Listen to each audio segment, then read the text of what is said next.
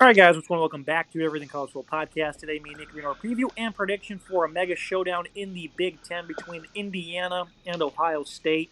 11.5-point favorites are the Buckeyes. 52 is the total. 12 p.m. Eastern Time on Fox from Ohio Stadium in Columbus.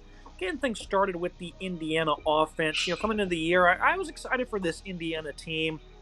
Felt that they could be in bowl contention because of what this offense brought in the portal, matched with this coaching staff led by Kurt Signetti that's been together for a long time at various different destinations, and they've completely exploded as a team that's led to them being 10-0, 44 points per game. This is a team that has a lot of talent. You start with Curtis Rourke, a veteran quarterback who's been very accurate. It's been a quick, decisive passing attack. He had that thumb injury against Washington, and he's worked his way back into full health. He's been great this year. 2,400 yards, 21 touchdowns, only 4 interceptions. Not as much mobility as he's had in the past. He does have 2 rushing touchdowns, and I think in a big game like this, he might look to bring some of that out from time to time. Indiana, Nick, they're going to be underdogs in this game. This is a quarterback who spent many years at Ohio, looking very good in this conference thus far. What do you make of Curtis Rourke going on the road? Because the ball's going to be in his hands. They're going to let him deal to try and win this game in a very tough environment. If you're Indiana, there's certainly no one else you'd rather have in terms of their type of quality of team as a quarterback for this matchup. He is an incredibly talented player and has really fit the scheme well. A guy that spent 5 years at Ohio in the MAC and had a really good run of 3 straight seasons in a row where he was a really solid starter. Took a bit of a dip in 2023 as 2022 was really his better season where he had 25 touchdowns, 69% comp rate, and 4 interceptions. Mirroring those stats, similar stats this year so far for him where he has really elevated this Indiana offense and has been phenomenal. 2,400 yards passing, 71% comp rate, and 21 touchdowns to 4 interceptions so far. He's been a really good natural-born leader. He's had a really good run of games as of the past couple of weeks.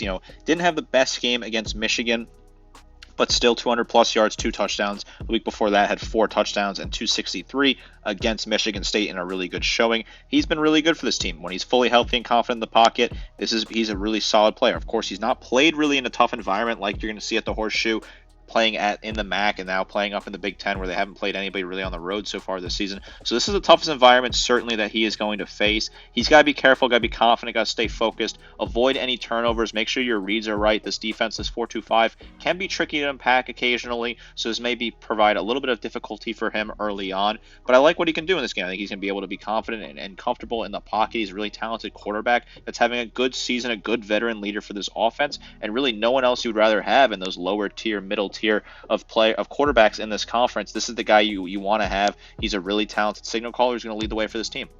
They brought in some nice receivers as well. I mean, this is a legit receiving group. You've seen it against Nebraska with a lot of very impressive catches against a very talented secondary, and they completely annihilated them that day. Start off Elijah Surratt leading the charge, transferring over from James Madison. Leads the team in all categories, receiving yards, receptions, and touchdowns. Omar Cooper, I think he's a very talented player as well, second on the team with 527 yards and 5 scores. Miles Price from Texas Tech, Keyshawn Williams from Wake Forest, and then a former Ohio teammate of Rourke's and Miles Cross. I mean, this is a legit group. They're 5 deep here, and they're going to dish it out to every single one of these guys. You've seen Ohio State struggle a good bit against Oregon, mainly targeting Denzel Burke, and I think he's refound his confidence on that side of the ball, Nick, but this is going to be a great test here, and these are very good ball players that can make some very tough catches, and they're going to have to do it frequently against Ohio State. What do you make of this group right here? Do you think they have enough to get the job done? Yeah, I like this wide receiving room. I think this is a really talented room that's showing this year that they can provide. They're 5-6 deep in terms of the talented players they have. Surratt, I really like what he's been able to do so far this season. 685, 18 yards for grab, and 6 scores for him, while Cooper has been really good. 525, 22 yards for grab, best in the team there, and 5 touchdowns. Price has been solid, 377 for him. Keyshawn Williams, 341 and 4 scores for him. Miles Cross, 289, 3 scores. Zach Horton's a good traditional tight end, 156 and 3 scores in the red zone. He's a decent red zone target on 17 grabs. Tyson Lawton, the running backs, caught a few grabs as well, as did Justin Ellison. 2 solid backs. They have a nice 1-2 punch there on the ground. I like this wide receiving core. This is a deep unit with some really solid pieces. You don't have one particular player he has to rely on. He can spread the wealth out and cause some headaches for this Ohio State secondary. They got a lot of different pieces to focus on. I like the tight end to have a decent game in this one as well. I really think he's a talented player. Now you look at a running back room that's also just as good. I'm pretty sure, I feel like they're 4 deep here. It's mainly the Justice Ellison, Tyson Lawton show. Kalen Black. He's one of those JMU transfers, along with Lawton. He'll get involved from time to time. But very similar numbers here between the top two guys, 9 touchdowns each, both have 500-plus yards. This is a rushing attack that's provided good balance. I was very impressed with what they did against Nebraska. They provided some good balance against Washington as well. Those are two games where Rourke wasn't in. He was for a half against the Cornhuskers, but he wasn't in the second. Game was already decided. But this run game's done a great job alleviating pressure off of this passing attack. 32 touchdowns as a team. That's a very high number. Against Michigan, though, 28 attempts for 40 yards. That's the best front they've seen by a large mile, Nick, all season long. They did absolutely nothing. That does concern me, the result against Michigan in terms of running the ball. They had not a lot of success, and that's certainly something you want to look at as a potential red flag when you're picking this matchup in the future. Ellison, I really like him as a back, 686, 5.7 yards per carry, and 9 scores for him, 68 yards per game. Good numbers there so far this season. Tyshawn Lawton has come over from JMU, been really good. 508 and 9 scores, while Keelan Black has been solid as well, 217 and 2 scores. Elijah Green has 5 touchdowns as well, as a bit of a red zone back on 26 attempts, so a high efficiency red zone back, 7.2 yards per carry for him, although he's been a little banged up at times this season as well. I like this running back room. I like what this offense can do in general. Yes, they're facing a tough defense in Ohio State, right, one of the best in the country, so it's going to be a big test. If they can have rhythm, momentum running the ball, that could really go a really long way in making sure that this team stays competitive in this game and relieves the pressure on the passing game. They're able to run the ball, get in front of the sticks, put their quarterback in good positions when he has to throw the ball. Now we'll wrap up this unit with an offensive line. It's been very good this year. Carter Smith at left tackle has only allowed 1 sack. Drew Evans has been a really good pass protector at left guard. Mike Caddick at center, he's been very sound. Bray Lynch at right guard and the right tackle. Trey Weddick's probably been the best overall lineman for them. Together, Nick, this has been a very good, cohesive group.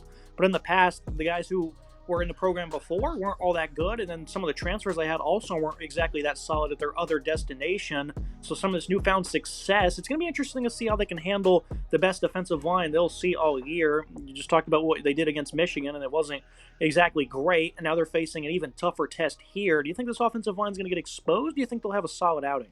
No complaints from me on this offensive line. This is a really good unit that's having a good season. I don't have a lot of complaints. I think this unit will be just fine in this game. They played well so far this season. These guys have jumped in and have been really good. I expect them to have a solid game here as well. Yes, it's a tough front, but I think they'll do just fine. Now we look at the Ohio State offense. Will Howard comes over from Kansas State, putting up 38 points per contest. This is a quarterback who I think has been very good this season. Against Oregon, he played a great game, made a mistake late, slid 1 second, too late, and they lost the game. Oh well, they've moved past it. Had 1 bad pass against Nebraska, still completed 81%. This is a guy, Nick, who's been great, but he does have a tendency to make a few mistakes. There's 6 games in a row where he had a fumble, has 5 interceptions. He fumbled at the goal line against Penn State. That wasn't great. That would have put him up by double-figure scores. I think Will Howard's great, but this is a guy, again, who has untimely mistakes, and I think for a veteran quarterback, it's certainly disappointing to see, but his accuracy this year has been great. He's had some phenomenally thrown footballs. This is a guy I'm confident in a game like this. His rushing ability is legit, does have 6 touchdowns. He's a live runner at the goal line. He can pull it at any moment on a 3rd or 4th and short as well. I think he has some pretty good long speed for being 235 pounds. Will Howard has been a very good quarterback, Nick, and with these group of wide receivers, I think this is a great opportunity for them to come out swinging because, of course, they have Jeremiah Smith, who's an explosive true freshman, and Mika Igbukka's been very good. They both have 49 receptions each. Carnell Tate exploded in Chicago this past weekend. Brandon Ennis and G. Scott, they'll get involved on occasion. What do you make of this passing attack? Do you think that they've been turning in impressive performances, or do you think they're lacking a little bit because in some of these games, like Nebraska and Northwestern, they've come out of the gates a little slow? They have come out a little slow at times. This offense has not really hit the heights that you were expecting it to this season. And there's no, it's no disrespect. This is a good offense that Will Howard is leading. They are a solid unit, but they're just falling a little bit short compared to what you maybe expected so far this season. 37.8 points per game, 12th in the nation. A very good number, but you expect this to be over 40, you would really think at this moment in time. Plus the passing yards, 267 is 31st in the nation, 183 is 40th in the nation in terms of rushing yards. You figured those would be, top 20 numbers on both of the passing and rushing attack. So maybe a little bit weaker than you would expect it, but then again, maybe we're just setting high expectations for this Ohio State Buckeyes offense, which is certainly someone that I've fallen guilty of that in the past. I think Howard's been really serviceable, really steady. A good hand that they plugged in there. 72% comp rate, 2,500 yards passing, almost 24 touchdowns, 5 interceptions. Very accurate. really good in the red zone as well with the 24 touchdowns. He's been really comfortable, really confident in the pocket. His wide receiving room has a decent amount of players they can spread the wealth out to. They are, 4 or 5 deep in this, depending when you look at it. Jeremiah Smith's been the top player for them. The youngster has been really good. 865, 17.7, and 9 scores for him, a really solid target. Emeka Egbuka's stepped up. You expect a little bit more of Egbuka, but he's still been really solid. 612 and 8 scores for him. Carnell Tate's been really good as well. 457 and 4 scores, while Brandon Innes hasn't really exactly got involved as they hoped. G. Scott, the traditional tight end, has been okay as well with 2 receiving touchdowns. Quinshon Judkins and Travion Henderson have a few grabs out of the backfield as well, with Judkins taking one for a touchdown. This offense is good, but you expect it to be a little bit higher. Maybe that's a false expectation, but in general, they haven't run up the score against some of these opponents, some of these lower opponents as of late. They've been kind of stalling out after a while, similar to what Oregon's been doing in some of their situations as well. But I still like this offense to have a good day here against Indiana defense. They have a very fresh backfield as well. Quinshon Judkins, Travion Henderson. In terms of talent, this is one of the best 1-2 punches you're going to ever find in college football. 183 yards per game as a team. One thing for them is they've really found their consistency since moving Donovan Jackson to left tackle because injuries have forced him to kick out from left guard the tackle. And pass protection certainly has been an issue for him. He's still one of the best linemen on their team, but he's never played this position in his life. As a run blocker, though, he's still as sound as it gets. You'll still want to monitor Zen Mikowski to see if he's going to be able to return for this game. Doesn't appear that he will be. With these numbers, Nick, 176 rushing against Penn State. They had a really good game that day against the Nittany Lions. Then exactly 173 rushing in the last 2 games. This is picture perfect. Consistency from the rushing attack. It seems like they're finding their footing at the right time. Indiana, top-ranked run defense in college football. Obviously, it's probably a bit skewed. But I think you're going to see a heavy dose of this football team. They want to be a run-first offense, and I think a matchup like this might be able to. Well, it is a bit skewed. This is still a very strong rushing defense from Indiana. That does pose a threat for this rushing attack. That is a solid unit. Quinshon Judkins transferred over and is having a good season. 723, 6 yards per carry. 8 touchdowns for him, 72 yards per game. Solid numbers, while Travion Henderson, 662 for him, 7.4 yards per carry, 5 touchdowns, 66 yards per game. So a really nice balance between those two. They both average about 65 to 75 yards per game, which is a really good number. James Peoples is a little bit further down the depth chart, has a rushing touchdown. Will Howard has 6 rushing touchdowns as well, so he's been involved in that sort of attack. The offensive line's been good. I've been happy with the offensive line. This is a solid unit. Donovan Jackson, I think, is fine at left tackle. Still think he's a good enough player. I like what they have in the middle. I think Seth McLaughlin's been good, despite some expectations that maybe he would struggle after having a bad season at Alabama last year in terms of snaps. Really having a messy snaps from him. He's been really solid as a pass blocker and a decent run blocker as well. This offensive line and this rushing attack have been really good in general. This has been a good Ohio State offense, even if they're a bit disappointing compared to where my expectations were in the offseason. Yeah, the offensive line, we talked about Jackson at left tackle, Carson Hinsman coming in at left guard. He was good against Northwestern. He did give up a sack, though, and, he's, kind of just in there for depth, so certainly injuries are taking a toll. Like you said, McLaughlin's been good at right guard. Tegra Tajbola really isn't all that impressive. And then right tackle Josh Fryer can also be a vulnerability at times. Moving to the Indiana defense, and a big reason why I didn't pick Indiana to have a great season. I thought they would make a bowl game, but I didn't think they would be in consideration for 10 games. So I thought this defense would probably let them down a good bit. You had a lot of JMU transfers. Last year, this defense was pretty abysmal, but so far they've been great. 13.8 points per game allowed. Obviously, the schedule isn't all that tough, but they're facing offenses they would certainly expose them if they weren't good at playing defense. Nebraska, Washington, Michigan State. They hold all these guys in check. Michigan's rushing attack was unable to generate anything. So I'm not going to sit here and say this is like an elite defense, but they're clearly a good unit. They're going to be competitive in a matchup like this. Makeel Kamara coming over from JMU off the edge. 14.5 TFL for him. This guy's been the top edge rusher really in college football. 9.5 sacks, has a couple of forced fumbles. Veterans CJ West and James Carpenter have been tremendous as well. Tyreek Tucker, another one of those guys that gets involved. This is a group that was mainly put together of a lot of transfers, Nick. But I think that they've been splendid so far. Obviously, this will be the biggest challenge, yet that they've seen. Do you think they're ready to handle what Ohio State brings to the table? Again, top-ranked run defense, and they do a pretty good job getting to the backfield.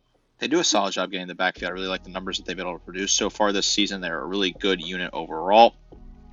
Kamara has been really good for him. 39 total tackles, 15 tackles for loss, 9.5 sacks. Really good numbers there. CJ West, 30 total tackles, 5 tackles for loss, 2 sacks for him. Good numbers in general. James Carpenter has been solid as well. He has 25 total tackles, 8 tackles for loss, 4 sacks. Tyreek Tucker has been really good as a rotational piece, 22 total tackles, 5 tackles for loss, 2.5 sacks for him, while Marcus Burris Jr. as well has been good on the defensive line, 12 total tackles, 2 tackles for loss, plus a sack for him. Really good numbers. I like what this unit's been able to do. They've been very physical, really strong defensive lines, been able to get in the backfield, be disruptive, and get a ton of tackles for loss and sacks. Middle of this defense filled with JMU transfers in Aiden Fisher and Jalen Walker.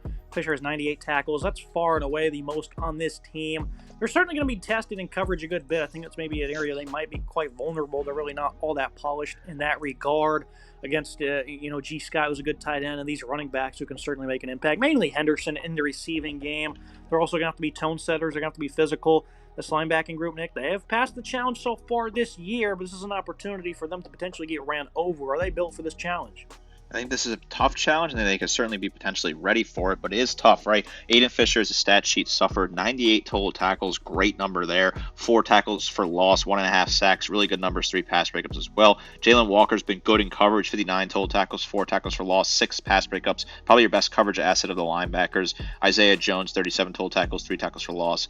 In rotational appearances as Lionel Carr as well, has 28 total tackles, 4 tackles for loss, 1.5 sacks in rotational appearances plus a pass breakup. Like this unit, there's 2 solid players, Walker and Fisher at the top, that can really lead the way for this defense. Now you look at the secondary, that's been pretty impressive this year. Also, again, not really facing too many tough passing attacks. Jameer Johnson, D'Angelo Pons, another JMU transfer. Pons has been great this season. A big fan of his. These are going to be the main 2 guys that get to go at cornerback. Amari Farrell, I think this is a very talented player. Has 4 interceptions this year. He's been great in the slot for them. Then over at safety, you have Sean Osbury, Old Dominion transfer. I think he's been really good as well. Been a little inconsistent as a tackler, but I think he can be a guy you can lean on in run defense, and I think in coverage he's not too bad as well. The biggest question mark here is how are these guys going to do against an elite group of wide receivers, Nick? And I know Pons is very good, and these other guys have really stepped up. But this might be bad news bears for Indiana, quite frankly, because these are very talented pass catchers. You're not going to be able to take a play off. This could be tough for the secondary. This is certainly a difficult test they're going to face here. Ashbury's been really good for this team. 54 total tackles, 4 tackles for loss, 1.5 sacks, plus a pick for him. 3 pass breakups, good numbers. D'Angelo Pons been really good in coverage. 45 total tackles, 4 tackles for loss, 2 sacks, plus 2 picks. One of those that returned for a touchdown, 6 pass breakups. Farrell's been really solid as well. 37 total tackles, 2 tackles for loss, 4 interceptions. Good numbers there. Jeremiah Johnson as well, 33 total tackles and a pick for him. Terry Jones, our secretary, and Bryson Bonds have been okay in rotational appearances. Jones at safety has 27 total tackles and 2 pass breakups, a solid rotational coverage asset. This is a good secondary. They are going to certainly be tested here. This is their toughest test. Can they stand up and win this battle? Certainly going to be something to keep an eye on.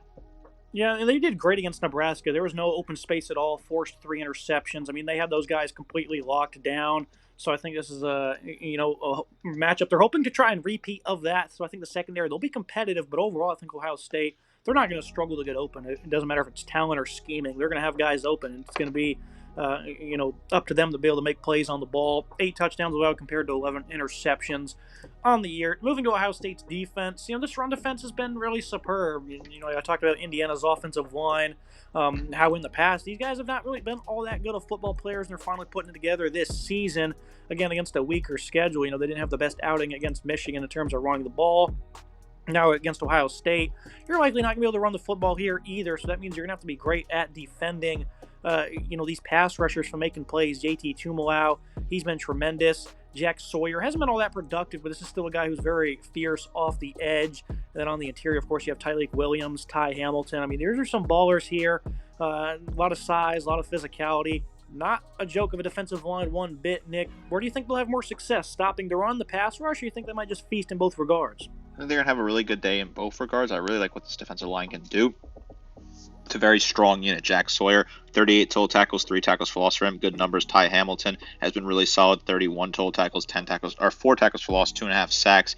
JT Tuimoloau has been really solid, 30 total tackles, 10 tackles for loss, 5 sacks. Tyreek Williams has been solid in the games he's played in, 22 total tackles, 4 tackles for loss, 2.5 sacks. Caden Curry, Caden McDonald as well have been solid. The 2 Cadens, 14 total tackles for Curry, 13 for McDonald, 2 tackles for loss for Curry, 1 for McDonald, 1.5 sacks for Curry as well. Good numbers across the board. It's a very physical, strong defensive line. They're going to go battle against this offensive line. It's been really good so far this season, but the offensive line struggled against Michigan for Indiana. This could be a big matchup advantage. This is a very killer defensive line for Ohio State. If Ohio State's going to blow out Indiana, it's because they won the battle in the trenches on the defensive side of the ball. The linebackers for Ohio State, they've been impressive. They'll have to be good in coverage here, though, because, again, it's a quick passing attack for the most part from Indiana. They also have running backs that are, slimmer, and they can make plays in space. Sonny Styles, he's really thriving this year, playing his more natural position of LB. Cody Simon's been an elite run defender. He's not missed too many tackles. Sonny Styles, though, this is still a guy at times who can be caught, kind of struggling in one-on-one opportunities. So that's certainly something that Indiana might look to try and expose. Arvell Reese, he's been a nice aggressive player for them as the number 3 linebacker when he gets involved. Great group here all around. Nick, kind of acquired a part of this defense because there's so much talent around the place, but these linebackers are very good. Very good linebacker unit. I am worried about Sonny Styles one-on-one. I think you could certainly pick that apart. If you're at work, you could get your matchup across the middle potentially. That is certainly a danger zone if you're an Ohio State fan. 6'3" total tackles for Styles, those 6 tackles for loss, 4 sacks, 3 pass breakups, plus a fumble recovery for him. Cody Simon, 22 total tackles, or 55 total tackles, that is, 6 tackles for loss, 2.5 sacks, 4 pass breakups for him. Good numbers. Reese has been solid in rotational appearances, 28 total tackles for him, 3 tackles for loss, decent numbers there. CJ Hicks as well for the down the depth chart, 20 total tackles for him, 2 tackles for loss. Really like this linebacking core, really good unit for this team. Now you look at the secondary, I mentioned it earlier, Denzel Burke against Oregon. He was burnt toast in that contest since then, though, and even before then, he had been having a really good season in coverage, but I already know Cignetti's going to look to try and test that confidence early with these talented pass catchers. You're hoping that he's going to have a strong effort on Saturday. Davis Enigmason, I think he's a great corner, had a phenomenal pick against Penn State. He's a really good run defender as well. Secondary as a whole only has 7 interceptions, but these guys are tremendous. Jermaine Matthews, when he gets on the field, he's been, all right, kind of below average. Or really just having a bit of an average season. Jordan Hancock in the slot. Love what he brings to the table. He's great against the run. Has been nice in coverage. Not much of a concern in that regard, even though there's going to be numerous 4 or 5 wide receiver sets, so he's going to play a lot in this game. Lathan Ransom, he didn't play against Northwestern. I think he's going to be good to go in this contest. He's a physical guy in coverage. He's a tremendous run defender as well. He's having an elite year. And, of course, Caleb Downs, Nick. This guy's also having a splendid season. He's got the quickest trigger of the bunch. He fires downhill in a hurry. So if you want to do screens or slip passes to running backs and whatnot, good luck. Because this guy, he reads everything well, and he lays the boom. This guy does not play around. This safety group is phenomenal. Are you worried about the corners at all? I'm not worried about the corners necessarily. I'm worried a little bit about Burke. Caleb Downs, an Alabama fan, it pains me that he's having such a great season because I think he would be a great piece to Alabama have right now because they have injury concerns. He would really make that defense even better. He's having a phenomenal season. Such a talented young man. 46 total tackles, 7 tackles for loss, 3 pass breakups. Downs is so good. Ransom's really good as well. 44 total tackles, 6 tackles for loss for him, plus a pick as well. Denzel Burke, he's got to be strong and confident here. They're going to attack him early. I agree with your assessment there. He's got to be confident in that early going. 35 total tackles, 2 pass breakups, 2 picks for him, 2 tackles for loss. Jordan Hancock's been good, 29 total tackles, 2 tackles for loss, and a pick for him. Igbeson has been really good as well, 25 total tackles, 2 tackles for loss, 2 picks, 5 pass breakups. Lorenzo Styles, Jalen McClain, Jeremiah Matthews Jr. have all been solid in rotational appearances as well. Styles has 3 pass breakups and 12 total tackles. This is a very good secondary, very good defense here that's going to be tested against a high-flying offense, but playing at home, I do like the potential for this defense to have a strong day here. Throw Rourke off a little bit. Yeah, Gemino's defense tied for first in FBS with only 10.3 points per game allowed. Moving to the tail of the tape, the team comparisons. This is just kind of how it is when you're in Indiana playing Ohio State. Edges across the board for the Buckeyes. That doesn't mean Indiana's bad in some of these regards. I like the running back duo. Love their quarterback. And I think they have great receivers. You're just not going to get the edge over the shoes. I call the offensive line even because I think Ohio State, there's kind of a makeshift offensive line. Right side's kind of weak, and the Hoosiers have certainly earned their respect. But everywhere else, Nick, it's kind of clear cut and dry. Buckeyes will have the edge. Indiana fans are not going to like to see this, but I think this is kind of where you're at because the Ohio State team just is a more talented team. But Indiana has been the team playing better so far this season. They've been doing more with less, while Ohio State, in my opinion, has a little bit underachieved compared to the talent that they have. This is a classic matchup of, a team that's really talented versus a team that's just playing really well and hot at the right time. Which one of those teams will go out and win the battle? So I think it's fair you give Ohio State all the edges here. I think they're just a better team on paper, but you don't play the game on paper, right? You play the game on the field any given Saturday. You never know what can happen, and that's why I think Indiana fans should not be too upset seeing us give all these edges to Ohio State. One of those final thoughts on the prediction, keys to the game for IU. Don't let the high-stakes atmosphere phase you. Put the game in Rourke's hands. And I think for Ohio State, just don't overlook your opponent. This is kind of one of those opportunities you maybe think, I'll use Duke basketball as an example, playing a weaker team as like a 20-point favorite, and they go out there just being cocky with the name on their chest, thinking we're going to win this game, and it ends up being a full game down to the final buzzer. And I think for Ohio State, that's the biggest concern. Are you going to overlook your team that you're playing? Because Cignetti, he doesn't care about the name on your chest. He's a great coach, and they'll come after you. Get off to a fast start, play with heat on the D-line. This is one of those games you really do not know what's going to happen, Nick, because we just don't know enough about Indiana. But we know about Ohio State, and I think this is a team that's going to come out here, and it feels like they're just going to blow Indiana out, quite frankly. I'm usually the guy that picks a closer game, and I think Indiana can hang around, and I hope they do. This is America's team. Very fun to watch. I hope they have tremendous success. But they're just going to get blitzed, it seems, Nick, and Ohio State's really going to put it on them. 18-point win for me, maybe a little bit of a garbage touchdown there. They've had some of these slow starts. I don't think that'll be the question here. Ryan Day will make sure these guys are focused. They're going to come out hot, and this game will be over quick. I think this is going to be a close game, and I have a mixed feeling about this. I really want to pick Indiana to cover the spread, and I did. I ended up having them cover the spread by a few points. I think they're going to lose by a touchdown because I really want to feel like this Indiana team is special. I can certainly see them getting the break speed off of them, but I think, when you look at this situation, this is a very intense, high-profile matchup. I'm going to make a quick comment about the time. I don't think it's fair. This game's at noon. I really don't think it makes a whole lot of sense to me. Big noon kickoff is sort of killing college football, in my opinion. But you've seen the discourse the last couple of weeks that's been trending online. Ohio State playing a lot of games. Penn State fans are always mad about the fact they play their big games at noon. Ohio State fans, they're not as mad about it. You don't see them talking about it a whole lot. But we've seen Ohio State lose games at noon where the atmosphere wasn't as good. You saw it against Michigan in the past. You saw it against Oregon a few years ago as well, where they lost games at the noon slate where the fan base just wasn't as excited. I think they'll be strong and proud in this one. It's certainly going to be the toughest atmosphere Indiana's played in at all. I think Cignetti's a good enough coach to keep this close. I would like to see this game be at primetime on NBC. They instead have the Army-Notre Dame game this week, which I think, if you swap those two, I don't think a lot of people will be mad because I do think Notre Dame will probably beat Army handily in that one. I think the Hoosiers will keep this close, right? This team is playing with a lot of mojo. Curt Cignetti goes out and wins. He's a hell of a coach. The son of a legendary coach who coached at Indiana University of Pennsylvania for all those years. He is a guy that knows how to win. He's a winner. I don't think they're going to win this game. I think it's going to be close, though. I think they're going to cover the spread. I think Rourke will be able to hang in there long enough, but eventually the Ohio State defense will get a key turnover in the fourth quarter, and that atmosphere will just be too loud and will shut the game down. The defense will get a stop or two to end this game and give Ohio State the win. Both these teams are phenomenal teams. I'm excited to see them play.